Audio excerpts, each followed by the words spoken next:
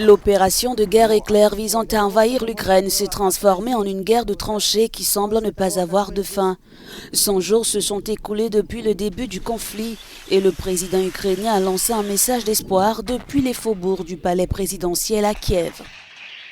Le chef de la faction est ici, le chef du bureau présidentiel est également ici, le premier ministre ukrainien Shmyhal est ici, Podolyak est ici et votre président également.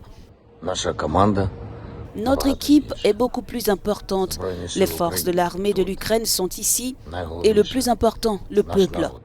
Le peuple de notre État est ici, défendant l'Ukraine depuis 100 jours déjà.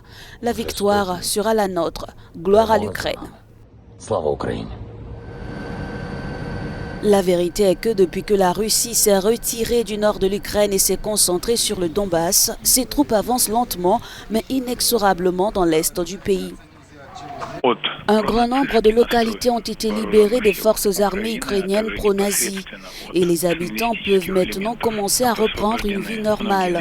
Ces efforts seront poursuivis jusqu'à ce que tous les objectifs aient été atteints dans le cadre de l'opération militaire spéciale, a expliqué Dmitry Peskov, porte-parole officiel du Kremlin. En réponse à l'invasion russe, les pays occidentaux ont adopté une série de sanctions économiques qui impactent l'Afrique. Le continent dépend des importations de céréales de la Russie et d'Ukraine. L'impact de la guerre à travers l'Afrique et le monde est profond. Il y a 1,4 milliard de personnes qui peuvent être affectées par la pénurie de blé et d'autres céréales. Le transport de nourriture depuis l'Ukraine et d'engrais depuis la Russie a eu un impact négatif sur le monde et a créé de l'inflation, une crise alimentaire, surtout pour les pays tiers en état de transition, au Sahel, dans la Corne de l'Afrique, mais aussi dans les nations les plus peuplées. Selon les autorités ukrainiennes, la Russie contrôle déjà 1/5 de son territoire. Sans l'aide des armes de pointe occidentales, dit son président, il sera très difficile de regagner le terrain perdu.